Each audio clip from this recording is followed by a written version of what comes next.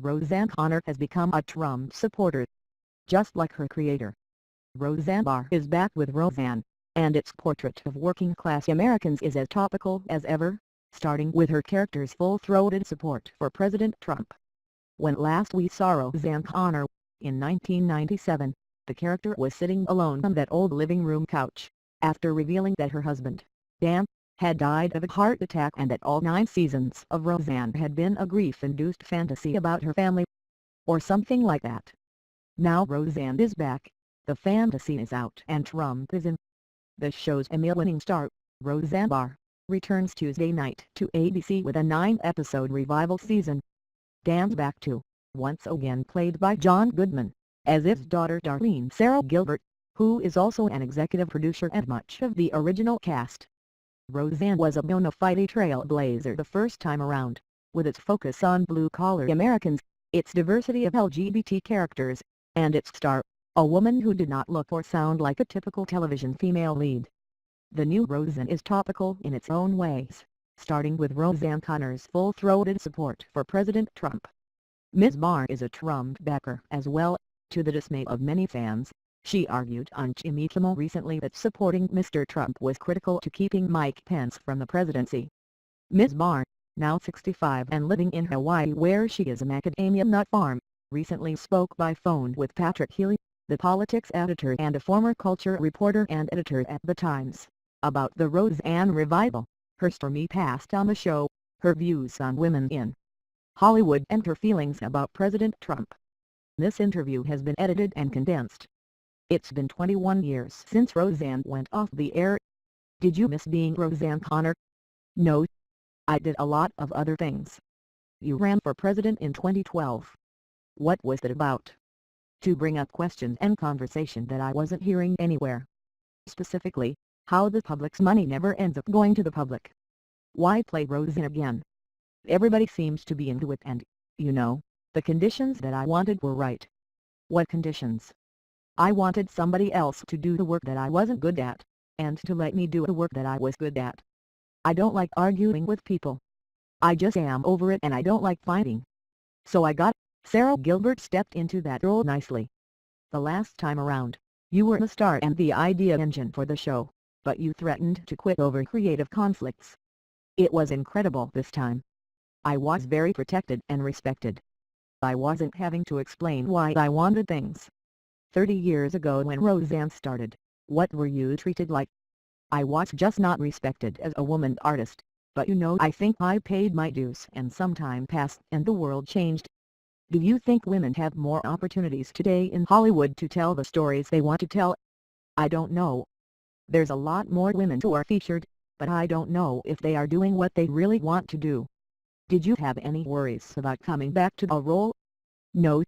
I was excited to do it because I realized that was going to be the only opportunity I would get to act, because I'm kind of typecast as me. But I loved acting. And everybody really got a lot better in their acting chops, so that was great. How are you different than during the last run of Roseanne? Well, I'm older, and I've been through menopause, so that was great. I'm a grandma now. I'm older and wiser. I appreciate things better, and appreciate having an opportunity at age 65 to come back and do what I love to do.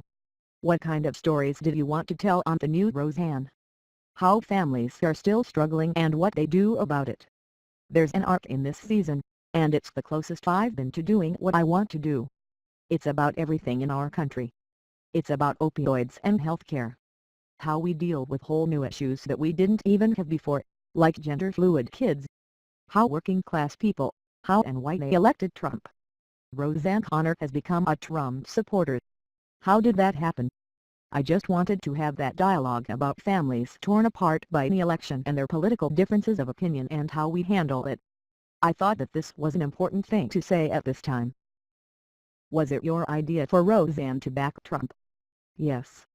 Because it's an accurate portrayal of these people and people like them. In terms of what they think, and how they feel when they are the ones who send their kids over to fight. We've been in wars for long time, which everybody seems to forget, but working class people don't forget it because their kids are in it. Trump has had tough words for ABC. Did you get any pushback from ABC about making Roseanne a Trump supporter? Not from ABC, no. From who? Everyone else in the world. Why do you think? You know, people only want to see, they want to stick to their narrative and they don't want it shaken up. But, you know, I was like, oh, here we go. I'm just the person for this job. Considering that Trump opposes many of the principles that you and Roseanne Connor have stood for, how can you support him? I may check this out because I like the cast. I don't care about Roseanne's politics. Johnny Galecki, who is now on The Big Bang Theory. Roseanne asserts that her sitcom is an accurate portrayal of Trump supporters, and I truly believe her when she says that. Their reality. I will not be watching the show, even though I like watching Laurie Metcalf. No, he doesn't. I don't think he does. I don't think so at all. I think he voices them quite well. I'm thinking of abortion rights, same-sex marriage rights, labor protections.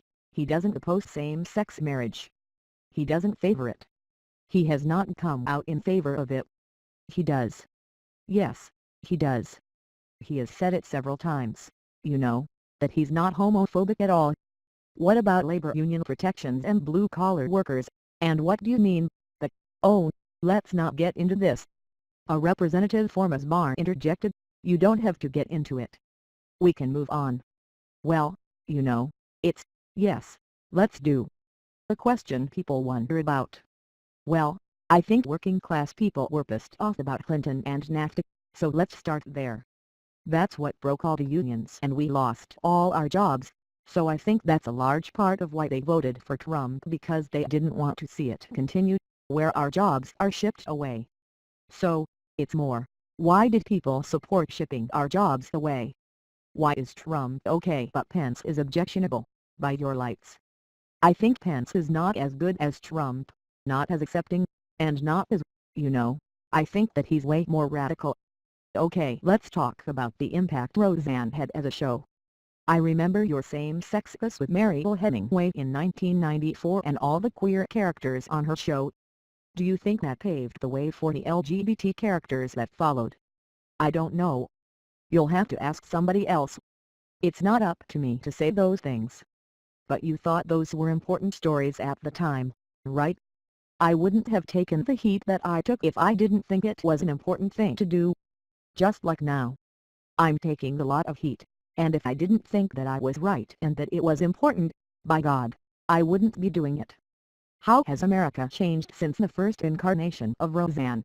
How has that affected the current show's humor? Same jokes, same kind of thing. Just trying to get through paycheck to paycheck and handle it.